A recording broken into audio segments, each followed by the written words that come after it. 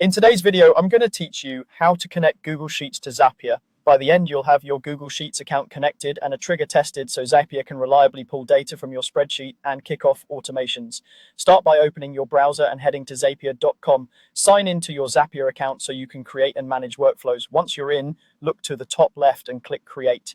This opens the creation menu where you build automations. Choose Zaps to start a new automated workflow. A Zap is simply a two-part flow, a trigger that starts the process, and one or more actions that run afterward. You'll first pick the trigger, click to choose a trigger, and you'll see a search box for apps. Type Google Sheets into that search field. When Google Sheets appears in the list, select it as your trigger app. Now you'll choose a trigger event.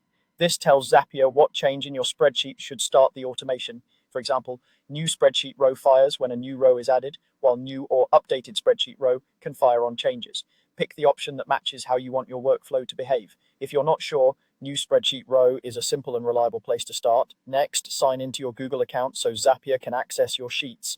A pop-up will prompt you to approve permissions, confirm the correct account, and grant access. If you manage multiple Google accounts, double-check you're connecting the one that owns or can access the spreadsheet you plan to use. Click Continue to confirm your trigger app and event. You're now ready to test the connection. Click Test Trigger.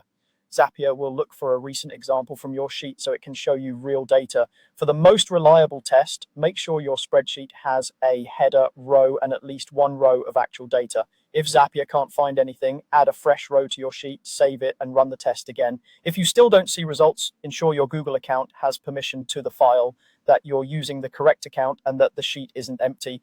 When the test returns a sample row, you're connected. That means Zapier can see your spreadsheet and use that data in the rest of your automation. From here, you're ready to add actions that send your sheet's information to other apps, format it, or notify your team. That's all it takes to connect Google Sheets to Zapier and verify the trigger is working.